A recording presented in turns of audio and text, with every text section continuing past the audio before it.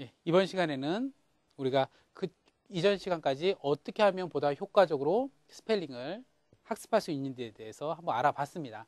그럼 이번에는 발음과 뜻을 어떻게 하면 효과적으로 우리가 학습할 수 있는지에 대해서 한번 얘기를 나눠보도록 하겠습니다. 뭐 발음이라는 거는 여러분도 아실 거예요. 발음 보통 2번, 3번 정도 한다고 해서 기억나지 않습니다. 그렇죠? 그래도 여러분들이 계속 꾸준하게 하셔야 돼요. 이거는 영어라는 것은 언어이기 때문에 우리가 어떤 단어를 학습할 때 발음을 꾸준히 하다 보면 자연스럽게 어느 순간에 머리에 완벽하게 박힙니다.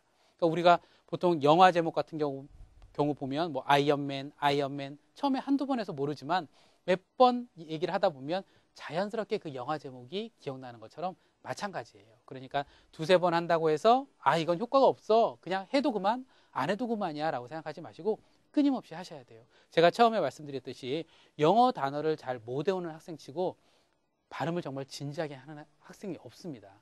그만큼 여러분들이 발음을 철저히 하신다면 영어 단어 잘할 수 있는 그 지름길에 출발선에 섰다라고 보시면 될 것 같습니다.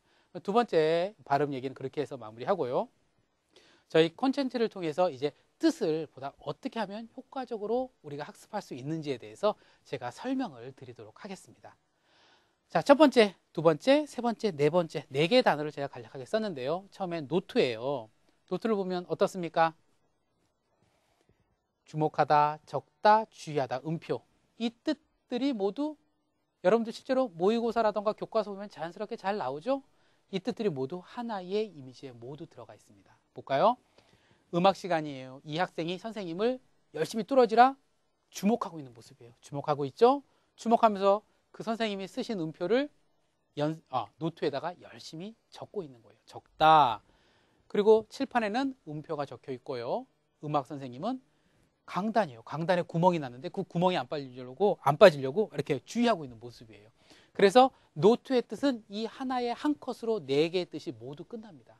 물론 이제 품사가 다른 거는 이제 뜻은 같으니까 여러분들이 따로 이해하시면 되겠고, 첫 번째 주목하다, 적다, 음표, 주의하다 이렇게 되는 거예요.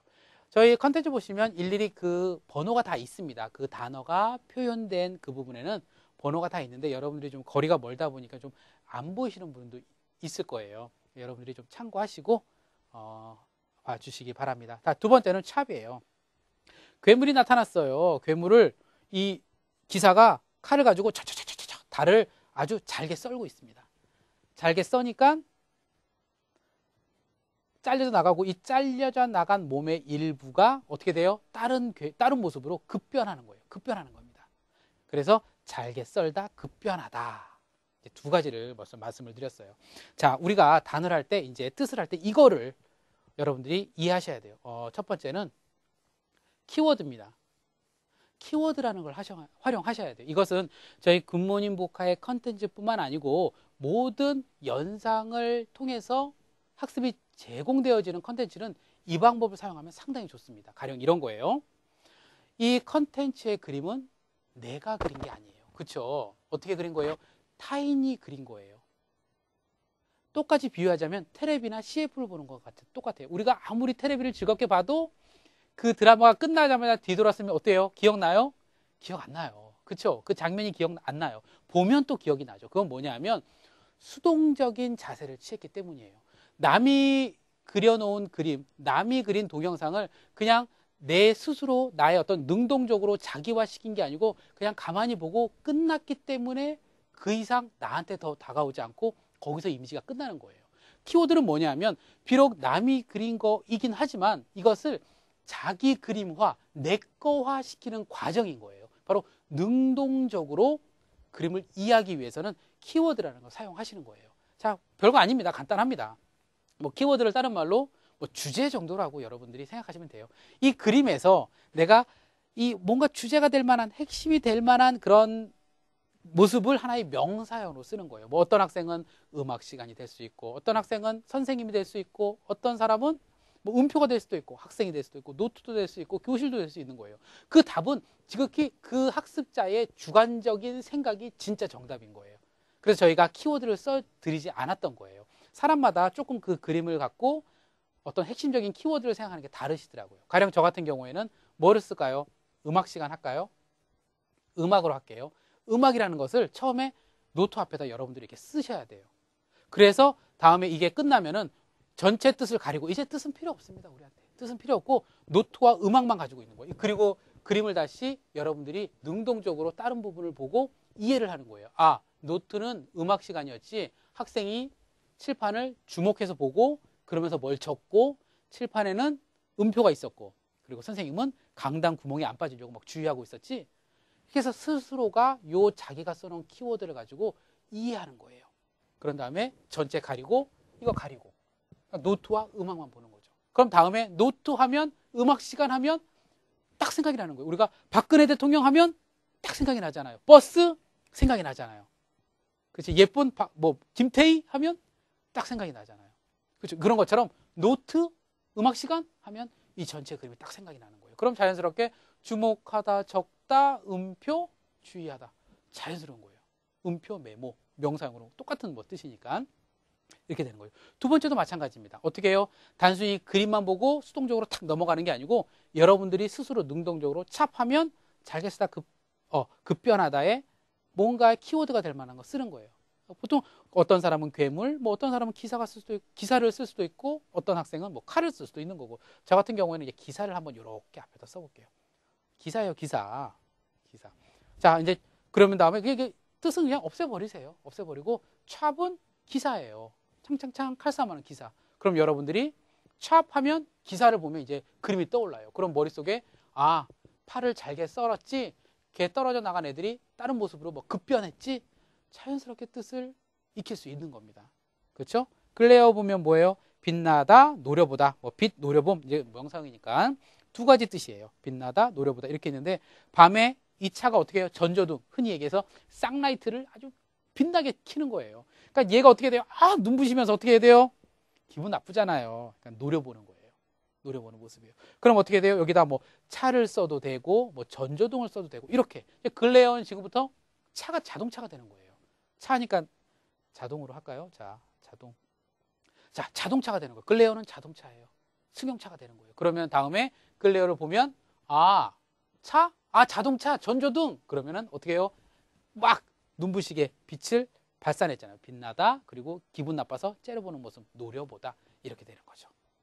세 번째 스턴 하면은 역시 마찬가지예요. 이제 간략하게 할게요. 큰 충격을 주다, 기절시키다. 명사로 충격, 기절 같은 말이니까 자, 두 개의 전혀 다른 뜻. 충격을 주다, 기절시키다. 뭐예요? 집에 도둑이 들어왔어요. 그러니까 이 사람을 뒤에 숨어 있다가 어떻게 몽둥이로 땅 치니까 머리에 큰 충격을 주잖아요. 그렇죠? 큰 충격을 주다. 그러니까 충격을 받고 2번 여기 써 있습니다. 글자가 2번 기절하다 이렇게 되는 거예요. 그러면은 스탄 앞에 뭐를 써요? 여러분들이 도둑을 써도 되죠. 도둑을 써도 되고 몽둥이를 써도 되고 이렇게 되는 거예요.